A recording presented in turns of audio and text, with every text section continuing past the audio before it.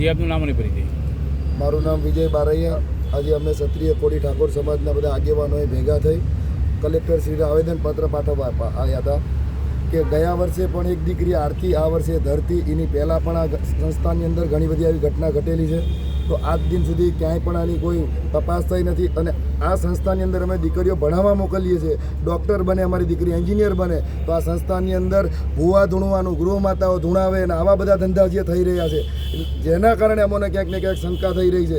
કેમ કે બંને દીકરીઓ 11 સાયન્સ ભણતી હતી, એક જ સરખી રીતે મરવું, એક જ સમયગાળામાં મરવું, આ બધી વસ્તુ શંકાને સ્થાન ઉપર. અને જે આ ધૂણવાવાળા માતા છે, બંને કેસોમાં આ ધૂણવાવાળી માતા જ જે છે એને જ ફરિયાદી બનાવવામાં આવી છે. તો પોલીસ કેમ જે દીકરી નથી એ દીકરીના પરિવારને એ લોકો ફરિયાદી બનાવતા?